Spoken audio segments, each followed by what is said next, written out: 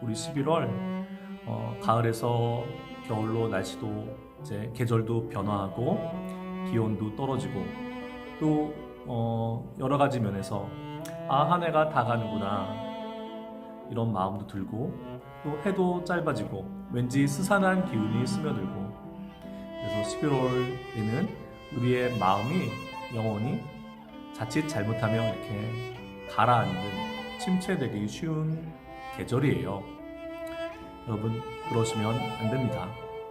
우리 주님과 함께 늘 충만하시고 늘 감사와 기쁨이 그렇게 가득하시기를 그렇게 기도합니다.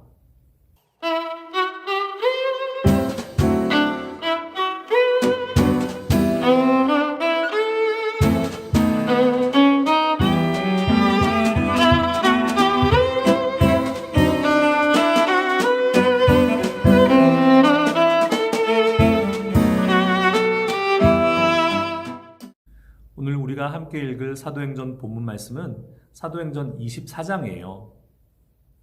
미리 말씀드리자면 여러분을 가이사랴에 있는 벨리스 총독의 법정으로 초대하려고 그래요. 오늘 사도행전 24장은 바로 그 법정 공방 전, 바로 그 현장이에요. 그 중에서 우리가 함께 읽을 본문 말씀은 그 핵심이 담겨 있는 14절로부터 17절까지의 말씀을 함께 읽도록 하겠습니다. 그러나 이것을 당신께 고백하리이다. 나는 그들이 이단이라 하는 도를 따라 조상의 하나님을 섬기고 율법과 선지자들의 글에 기록된 것을 다 믿으며 그들이 기다리는 바 하나님께 향한 소망을 나도 가졌으니 곧 의인과 악인의 부활이 있으리라 함이니이다. 이것으로 말미암아 나도 하나님과 사람에 대하여 항상 양심에 거리낌이 없기를 힘쓰나이다. 여러 해 만에 내가 내 민족을 구제할 것과 재물을 가지고 와서. 아멘. 우리 사도행전의 마지막 그 부분을 보게 되면 유난히 법정과 관련된 이야기, 법정 진술에 가까운 이야기들이 본문 속에 들어있다고 했습니다. 오늘은 바로 그러한 장면이에요. 장소는 가이사랴. 지중해 연안에 얼마나 기후가 쾌적하겠어요. 그리고 잘 짜여진 계획 도시 속에 로마에서 파견된 총독, 주님 오시기 전 주전 63년경에 우리들이 잘 기억하고 있는 그 시저에 의해서 팔레스타인 지방이 그 이스라엘에 있는 그 팔레스타인 땅이 로마에 완전히 이제 병합되거든요. 그리고 총독을 파견했는데 그 총독이 머무르는 지역이 바로 가이사랴예요. 그곳에 머무르다가 이제 6월절과 같은 유대인의 명절이 되게 되면 그 로마의 빛나는 갑옷으로 무장한 그 군사들을 이끌고 예루살렘 성에 올라가죠. 제국의 위용을 보여주는 겁니다. 너희들 로마가 이런 데니까 감히 뭐 밀란이나 반란 이렇게 생각하지 마. 뭐 그걸 한번 보여주는 거죠. 그리고 그런 특별한 때가 아니면 총독은 항상 지내기 좋은 그리고 로마로 왕래하기 좋은 가이사랴에 머물렀어요. 바울 사도는 지금 그 가이사랴에 지금 와 있는 거고 무려 2년 동안 그 가이사랴의 감옥에 있으면서 재판을 받게 되는 겁니다. 그리고 오늘 열린 재판은 원고와 피고가 있잖아요. 바울 사도는 지금 피고의 신분이고 피고발인이고 원고는 대제사장 아나니아 그리고 그의 대리인 변호사 더둘로예요. 총독이 주재하는 총독이 재판관인 정식 재판이 열린 겁니다. 원고 측 주장을 한번 들어볼까요? 24장 2절로 8절에 보면 변호사 더둘로의 이야기가 나와 있어요.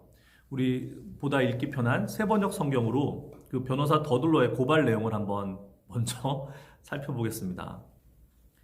벨릭스 총독님, 우리는 총독님 덕분으로 크게 평안을 누리고 있습니다. 그리고 각하의 선견지명의 덕택으로 이 나라에서는 개혁을 많이 이룰 수 있었습니다. 우리는 어떤 면으로나 또 어디에서나 이것을 인정하며 감사하여 마지 않습니다. 허허, 잘 보여야죠. 재판관의 비위를 잘 맞춰야죠. 할 거 다 하고 있습니다. 그리고 덧붙이네요. 나는 총독님을 오래 방해하지 않겠으니 너그러우신 마음으로 우리의 고발을 잠깐 들어주시기 바랍니다. 심기를 안 건드리겠다는 거죠. 그리고 사도를 고발해요. 우리가 본 바로는 이자는 성경의 그 세번역 성경의 본문 그대로예요. 우리가 본 바로는 이자는 연병 같은 자요. 온 세계에 있는 모든 유대 사람에게 소란을 일으키는 자요. 나사렛 도당의 우두머리입니다. 그가 성전까지도 더럽히려고 하므로 우리는 그를 붙잡았습니다. 여기서 이제 소장의 취지, 고발 내용이 나옵니다. 그런데 그 고발 내용에 앞서서 고발의 내용은 뭐냐면 성전을 더럽혔다는 거거든요. 성전을 더럽혔으니까 이자를 체포했다는 거예요. 근데 그 고발 내용 앞에 쓸데없는 얘기를 덧붙입니다. 뭐냐면 이자는 연병 같은 자요. 개역개정에는 전염병이라고 했는데 세번역에는 연병이라는 더 강한 표현으로 옮겼네요. 그리고 소란을 모든 유대 사람에게, 예루살렘뿐만 아니라 온 세계에 있는 유대 사람에게 소란을 일으키는 자요. 나사렛 도당, 이단의 우두머리입니다. 이게 직접적인 죄목은 아니잖아요. 사도를 벨릭스에게, 재판관에게 그렇게 각인시키는 겁니다. 변호사로서 할 수 있는 전략이죠. 원래 공정한 재판관 같은 경우에는 이 지점에서 말려야 돼요. 변호인, 본 건과 관련된 것만 이야기하고 쓸데없는 이야기는 자제하세요. 말려야 되는데 네, 벨릭스는 다 듣네요. 네. 근데 이 언어의 선택도 전략적이에요. 전염병, 연병, 소란, 도당, 이단. 매우 부정적인 말입니다. 그리고 로마의 입장에서 볼 때, 로마 총독에서 볼 때 가장 싫어하는 말들이에요. 벨릭스 총독의 가장 1번 관심사는 뭐겠습니까? 자신의 안위와 영전이에요. 그럼 자신의 영전을 위해서 가장 필요한 건 뭐냐? 평안케 해야 돼요. 자기가 담당하고 있는 지역에서 소란, 소동이 일어나면 안 돼요. 근데 이 바울이라는 사람은 바로 당신이 그토록 싫어하는, 그토록 염려하는 그런 소란, 소동을 일으키는 전염병과도 같은 자이고 혼자서 그러는 게 아니라 도당, 이단의 무리들의 우두머리, 범죄단체 수괴와 같다는 거예요. 그리고 이제 죄목은 성전을 더럽혔다. 그리고 고발을 이렇게 닫습니다. 총독님께서 친히 그를 신문하여 보시면 우리가 그를 고발하는 이유를 다 아시게 될 것입니다. 옳으신 판단을 내려주시길 바랍니다. 이렇게 이야기했겠죠. 더둘로는 고발인으로서, 고발인의 대리인으로서, 변호사로서의 자기 역할을 충실히 하고 있다고 볼 수 있어요. 법정에서의 전략적인 접근 또한 볼 수 있습니다. 사도는 이에 대해서 어떻게 항변했을까요? 어떻게 방어했을까요? 고발인 측에서 더둘로 변호사가 이렇게 자기를 공격해 왔으니까 사도는 방어해야 되지 않습니까? 우리 사도의 답변을 통해서 그것을 한번 보겠습니다. 10절부터 21절에 이어지는 내용인데요. 총독님께서 여러 해 동안 이 나라의 재판장으로 계신 것을 내가 알고 있습니다. 그러므로 나는 기쁜 마음으로 내가 한 일을 변호하겠습니다. 차분하죠? 네. 당당합니다. 그리고 또한 재판장에 대한 예의와 존중을 보입니다. 이제 본격적으로 변호인의 더들로의 그 고발 내용에 대해서 답변할 차례예요. 내가 예루살렘에 예배하러 올라간 지 열 이틀밖에 되지 않았다는 것은 총독님께서도 곧 아실 수 있습니다. 그리고 나를 고발한 사람들은 내가 성전에서나 회당에서나 성내에서나 누구와 논쟁을 하거나 군중을 선동해서 모으거나 하는 것을 보지 못하였습니다. 사실이죠. 왜냐하면 고발인 측에서 저자는 위험인물이다. 저자는 사람들을 모아서 소동을 일으킬 수 있는 아주 위험한 인물이다. 라는 거에 대해서 이제 자신을 변호해야 되니까요. 지금 그들은 내가 한 일을 들어서 고발하고 있지만 총독님께 아무 증거도 제시할 수 없습니다. 결정적이죠. 그리고 지금부터가 이제 본론입니다. 우리가 함께 읽은 14절부터인데요. 그러나 나는 총독님께 이 사실을 고백합니다. 그것은 내가 그들이 이단이라고 하는 그 도를 따라 우리 조상의 하나님을 섬기고 율법과 예언서에 기록되어 있는 모든 것을 믿는다는 사실입니다. 이 부분이 사도의 자기 변호의 핵심이에요. 이 부분에 대해서는 좀 설명을 드려야겠습니다.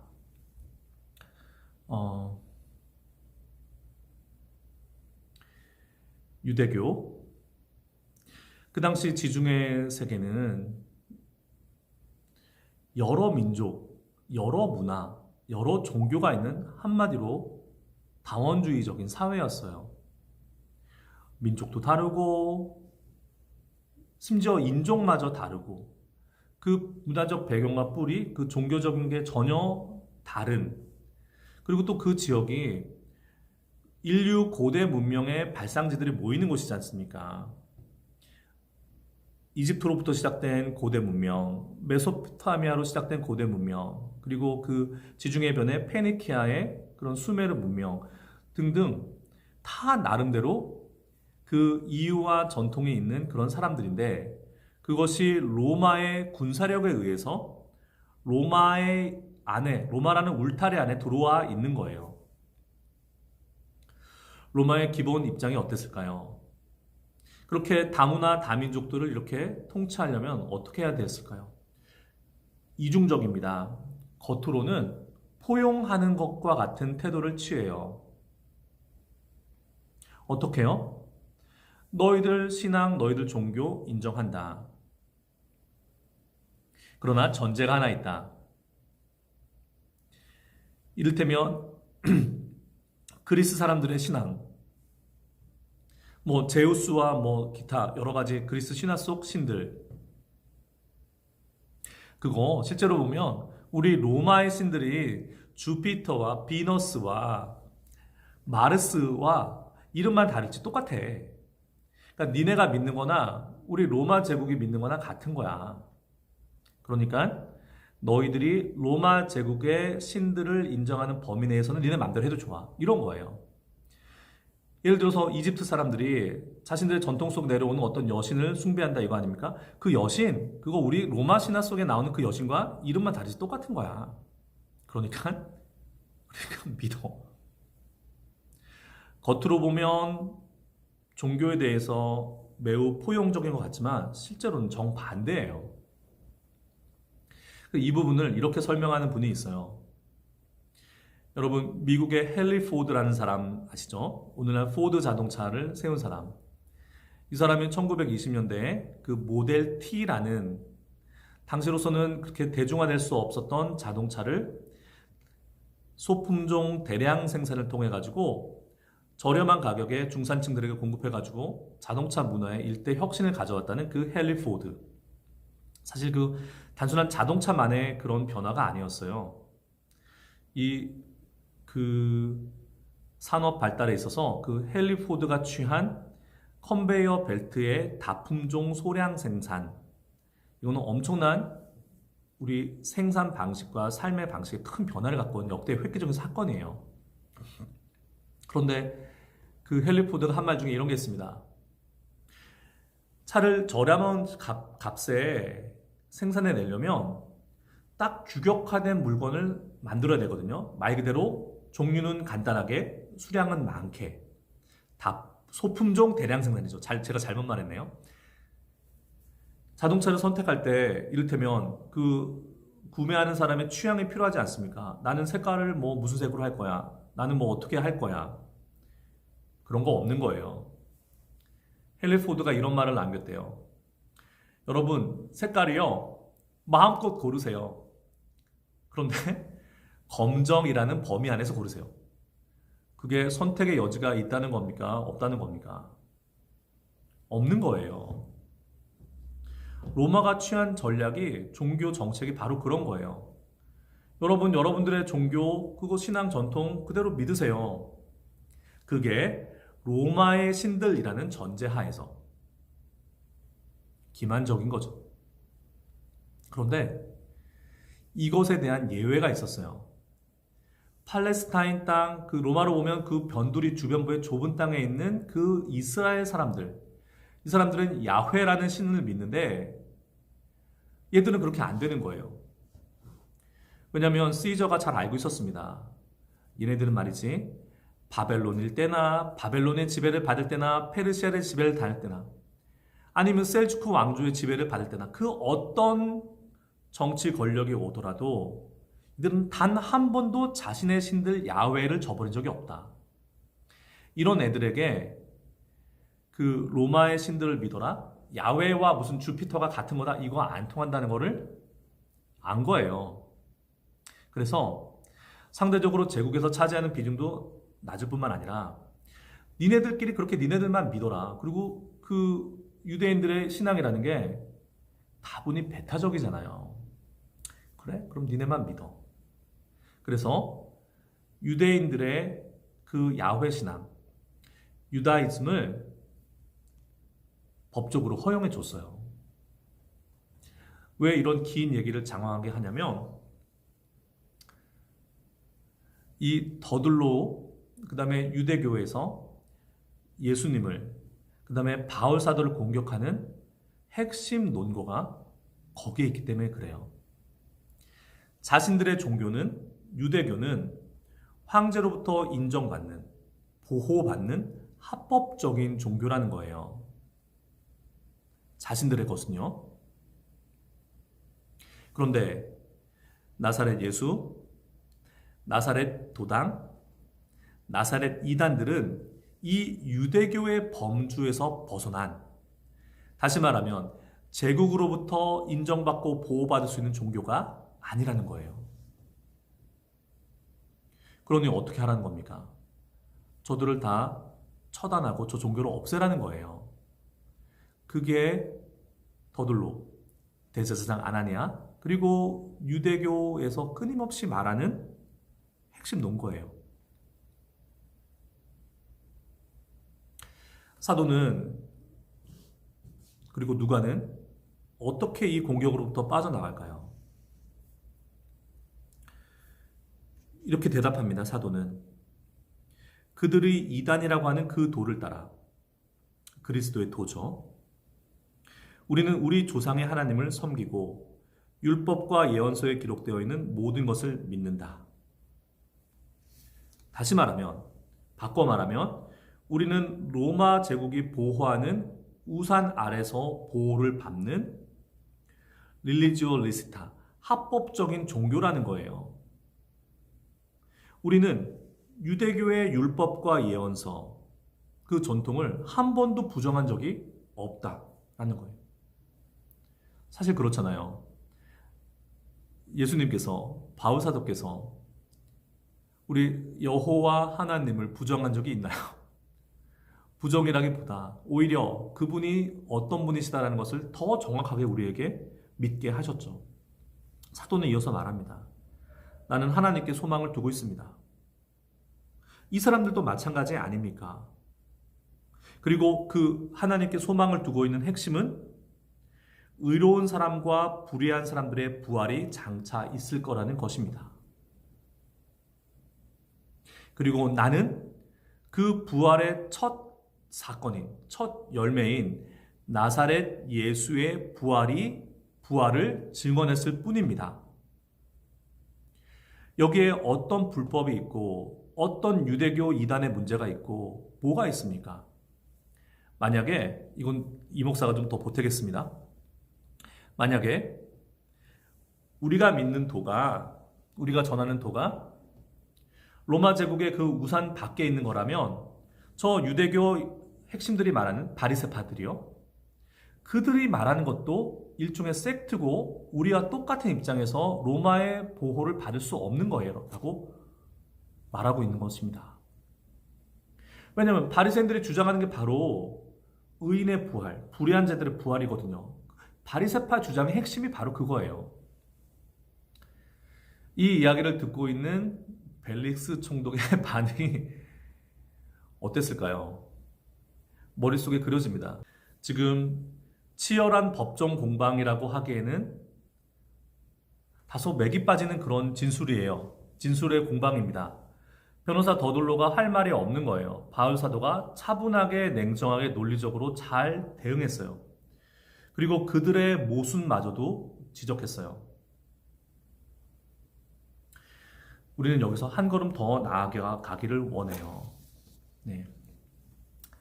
바울 사도는 누가는 알고 있었어요. 뭘 알고 있었냐면 니네가 믿는 너희들이 주장하는 것과 우리의 주장이 다르지 않다라고 법정에서는 진술하고 있지만 물론 그게 허위나 거짓 진술은 아니에요. 그러나 바울 사도는 알고 있었어요. 그리스도의 도가 로마에 의해서 로마 제국이 유대교를 그렇게 그냥 인정했던 것처럼 인정할 수 없을 것이다. 알고 있었어요. 왜냐면요, 유대교는 사실 하나님을 위해서 목숨 다하여 하나님을 믿는다고 하지만 로마와 타협했어요. 비굴한 타협을 했습니다.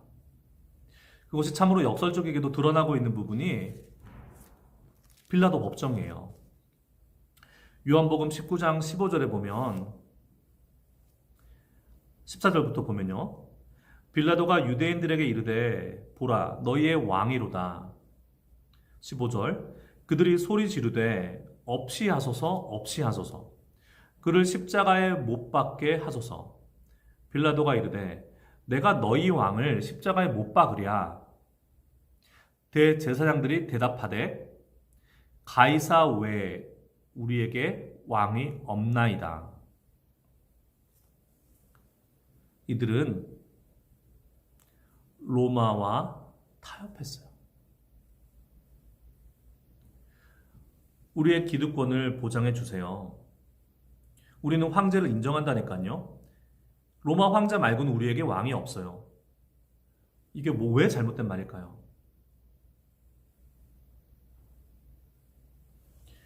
야훼 신앙의 핵심은 하나님께서 우리의 왕이라는 거예요. 하나님만이 우리의 왕이라는 거예요. 왜 사사시대에서 왕국시대로 넘어오면서 하나님께서 사무엘 선지자를 통해서 그렇게 이스라엘 백성들을, 우리에게도 왕을 주십시오라는 이스라엘 백성들을 설득하셨을까요? 하나님은 당신의 백성들을 향하여 내가 너희들의 왕이야 라는 것을 말씀하고 싶으셨던 거예요. 그런데 누구보다도 신실하게 하나님을 믿는다고 하는 유대인, 유대교, 그것도 대제사장들이 결정적인 순간에 속에 있는 것이 실토됩니다. 가이사 외에는 우리에게 왕이 없습니다. 이들이 믿는 것이 진정 하나님이었을까요?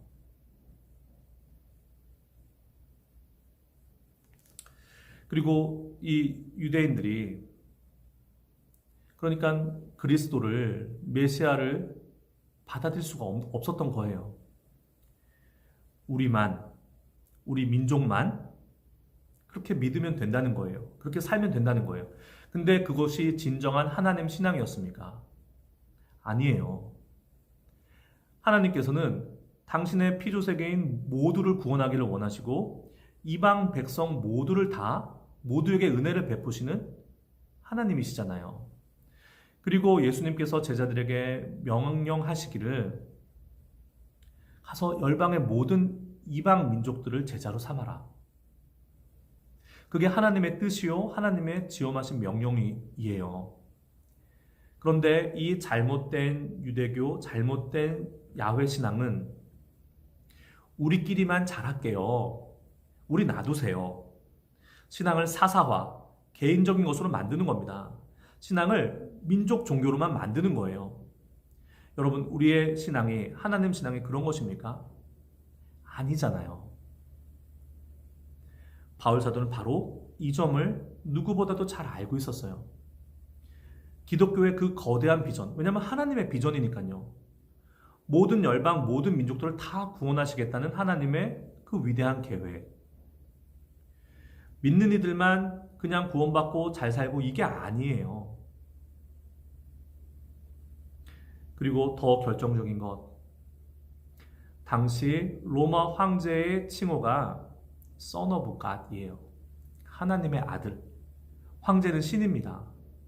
살아서 신이고 죽으면 신이 되는 거예요. 그런데 자신들이 믿고 전하는 복음은 어떻습니까? 예수가 하나님의 아들이다.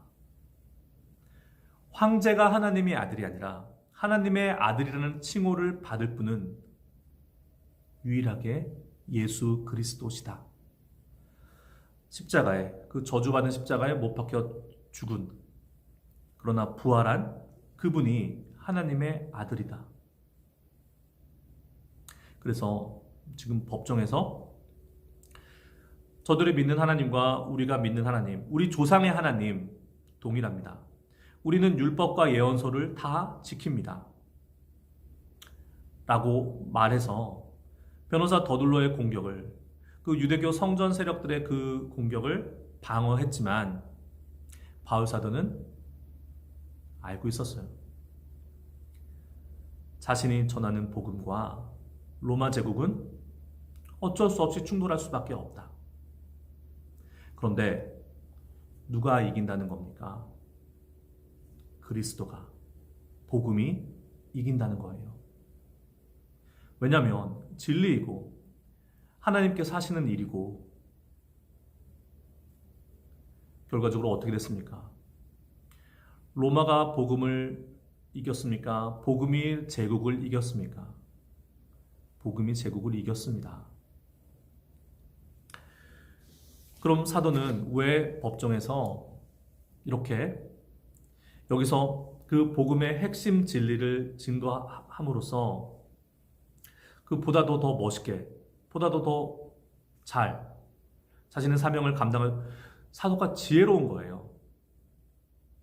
법정에서 그 제국의 그 모든 법치 과정도 준수하고 총독도 인정하고 자신의 그 그리스도교 복음도 변증하고, 그렇게 했던 이유는 무엇일까요?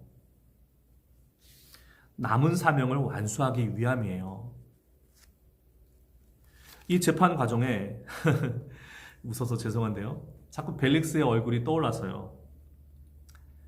이랬을 것 같아요. 의자에 비스듬히 앉아가지고 뭐 귀를 후비거나 아니면 뭐 이렇게 하품을 하거나, 한번 말해봐, 고발했으니까 할 말 있으면 한번 해봐, 내가 들어줄게, 그런 태도였을 거예요. 그리고 바울 사도에게는 말로도 안 해요. 그냥 이렇게 얼굴로 표시해서, 그래 이번엔 네 차례니까 네가 한번 해봐, 그런 태도를 가진 사람. 양쪽의 모두의 이야기를 듣고 이렇게 판결을 내려요. 나에게 이 사람을 데리고 온 그 천부장 글라디오 루시아 올 텐데 이제 그에게 넘길게. 그리고 이 사람을 구금은 해도 돼. 자유를 줘서 편하게 지내게 해주고, 그를 따르는 사람들이, 그의 친구들이 이 사람을 이렇게 옥발하지 않는 일에 대해서 조금 더 불편함이 없도록 해줘라. 무죄 판결한 거와 마찬가지예요. 바울 사도는 시간을 벌었습니다. 결국에는 제국과 복음은 함께 갈 수 없다. 유대교는 타협했어요. 로마와.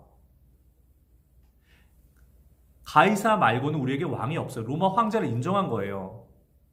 그러나 그리스도교는 황제를 인정하지 않습니다. 결국 충돌할 수밖에 없어요. 그러나 그 제국의 복음을 다 전파하기 위해서 사도는 로마에 가야 했고 땅끝에 가야 했고 이 법정에서 그 거룩한 발걸음을 그 사명의 걸음을 멈출 수가 없는 거예요.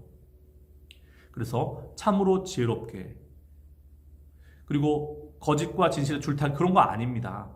하나님 앞과 사람 앞에서 양심에 조금도 거리낄 것이 없는 그런 진술을 차분하고 담대하게 해나가는 겁니다. 이어지는 베스도의 법정 그리고 로마에 가서 마침내 데오빌로 법정에 섰을 때도 마찬가지였을 거예요. 그런 것을 통해서 제국의 복음이 퍼져 나가게 되고 마침내 주의 복음이 그리스도의 복음이 로마 제국을 표현이 그렇지만 먹습니다. 네. 제국의 종교가 단순히 제국의 종교가 아니에요. 로마 제국이 그리스도의 복음을 믿고 그리스도를 받아들이고 공인하게 되게 됩니다. 여기서 한 걸음 더 나가길 원해요. 오늘 제가 이 사도행전 24장에 그 베스도의 법정에서 일어났던 일, 벨릭스, 가이사랴 벨릭스의 법정에서 일어났던 일을 읽고 함께 은혜 나누면서 처음에는 단순한 더들로와 사도의 법정 공방 그리고 한 걸음 더 나가서 유대교의 그 허위 하나님을 믿지만 사실은 믿지 않는 거예요. 그리고 기독교의 진리성에 대해서 그리고 한 걸음 더 나가보면 우리들 신앙의 문제까지 이어지게 됩니다. 여러분 우리 제대로 진실되게 하나님을 주님을 믿어야 해요. 신앙해야 돼요. 이 벨릭스의 법정에서 드러난 유대교의 그 허위 허상을 한번 보세요. 쟤는 제국이 인정한 유대교를 안 믿는 이단입니다. 라고 공격했는데 사실은 자기네들이 하나님을 믿지 않습니다. 라고 공개 선언한 거와 마찬가지예요. 우리들 신앙 하나님을 믿고 주님을 따르고 진짜로 믿어야 돼요. 진짜로 믿어야 돼요. 그러면 진짜와 가짜가 어디서 드러나느냐? 결국 나의 왕이 누구이냐의 문제에 봉착하게 돼요. 나의 왕이 누구인가? 구약의 역사, 이스라엘의 역사, 하나님의 구원사 결국 한 문장으로 압축하자면 나는 너의 하나님이 되고 너희는 나의 백성이 되리라. 왕이 누구냐는 문제예요. 하나님 아닌 다른 것을 왕의 자리에 올려놓는 것, 그게 불신앙입니다. 오늘 벨릭스의 법정에서 유대교는 그것이 여실히 드러났어요. 법정은 진실이 드러나는 것이 맞네요. 그럼 우리들 신앙의 모습에서 나의 왕은 누구인가? 우리들은 말이죠. 현대인들은 저를 포함해서 내가 나의 왕일 때가 많아요. 내가 나의 왕 되는 그 자리에서 내가 아닌 주님을 나의 왕으로 모시는 게 그게 우리 신앙의 핵심이에요. 우리 왜 이렇게 화가 나고 그럴까요? 내 뜻대로 안 되기 때문에 화가 나죠. 내 마음대로 안 되기 때문에. 나도 내 맘대로 안 되고 내 가까이 있는 나의 가족이나 내 이웃들도 내 맘대로 안 되고. 여러분, 나나 내 가족이나 이웃을 내 마음대로 하려고 하는 게 그게 내가 왕이라는 증거예요. 내가 왕이 아니면 내 뜻대로 되지 않는다고 해서 화가 날 이유가 없습니다. 주님이, 하나님이 나의 왕이시라서 참으로 선하신, 참으로 전능하신 그분의 뜻에 따라서 나도 나의 주변에 일어날 일도, 모든 일도, 역사도 그분의 뜻에 따라서 섭리대로 진행된다. 화가 날 일이 뭐가 있겠습니까? 그 안에서 그 주님의 뜻을 발견하고 감사하는 일만 남은 거죠. 누가 왕이냐? 여러분, 여러분의 왕은 누구세요? 이게 오늘 벨릭스의 법정이 우리에게 보여주는 일입니다. 그리고 또 하나가 있어요. 하나는 신앙을 그냥 나의 개인적인 것으로 축소하느냐, 아니면 나의 신앙이 나의 개인적인 것이 아니라 주님의 뜻에 따라 전하고 확장해야 되는 것이냐. 이게 무슨 말이냐면요, 우리가 현대 종교 자유가 있습니다. 여러분의 취향껏 종교 취사 선택해서 종교 생활 하세요. 이게 현대 민주국가의 종교 정책이에요. 근데 거기에는 무엇이 깔려 있냐면 제국 로마의 정책과도 일맥상통해요. 뭐냐면 신앙은 여러분들 개인의 문제입니다. 겉으로 보면 알아서 하세요, 자유를 주는 것 같지만 동시에 이것은 철저한 부자유가 있어요. 옆에 사람에게, 이웃에게, 우리 사회에 포교할 생각하지 마세요 라는 것과 마찬가지예요. 유대교는 그 길을 선택했어요. 우리 민족만 믿겠습니다. 그러니 우리 그냥 믿도록 내버려 두세요. 그래? 로마는 안 그래도 저 골치 아픈 민족, 그래 우리가 보호해 줄게. 너희들은 믿어. 대신에 너희 민족만. 예, 우리는 그렇게 합니다. 유대인들은 그걸 선택했던 거예요. 그러나 예수님께서 우리에게 주신 사명, 사도가 그토록 자신의 모든 것을 다해서 걸으려고 했던 그 사명의 길은 이것이 나 개인의 신앙이요, 나 개인의 만족이요, 나 개인의 구원에 그치는 것으로 멈춰서게 하지 않아요. 우리는 필연적으로 이것이 나의 믿음일 뿐만 아니라 당신의 믿음이 되어야 합니다라고 전해야 되는 사람들이에요. 여기에 우리의 문제, 우리의 고민이 있습니다.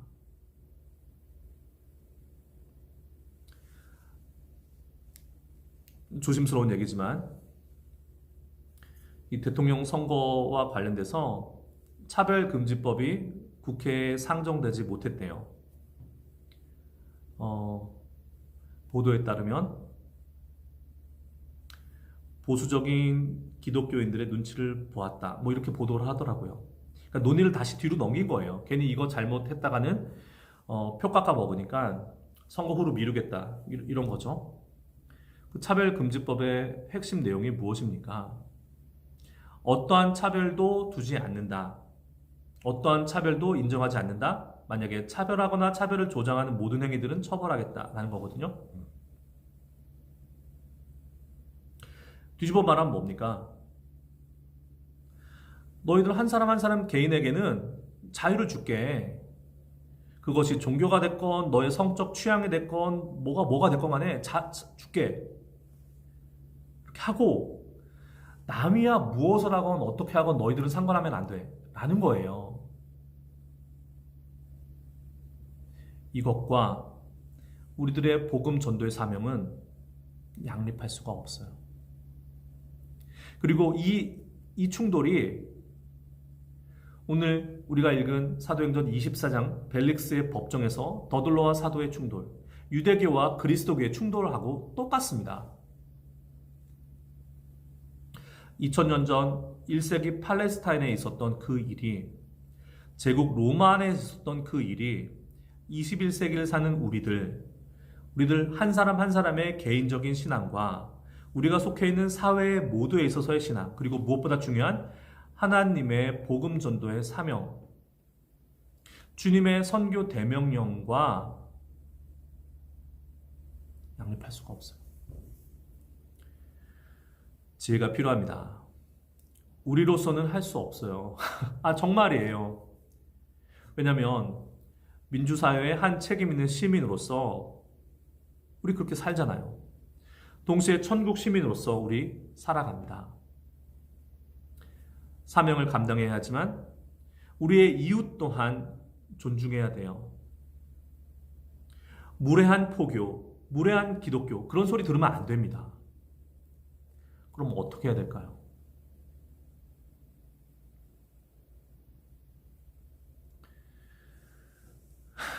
오늘은 여기까지 하겠습니다.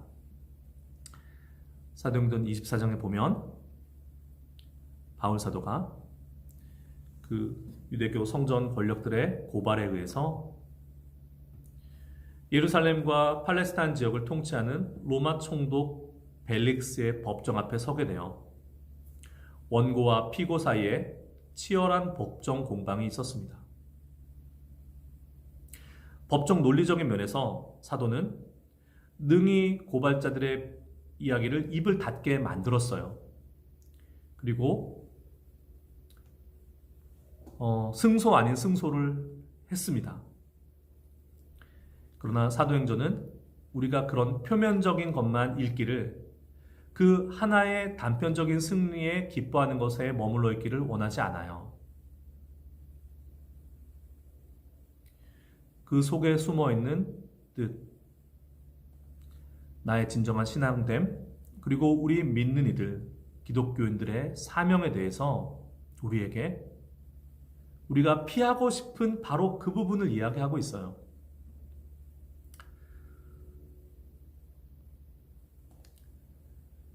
이 목사 어떻게 됩니까? 주님께 맡깁니다. 선교는, 이 사명의 길은 내가 하는 게 아니에요. 나의 주인 되시는 주님께서 하시는 일입니다.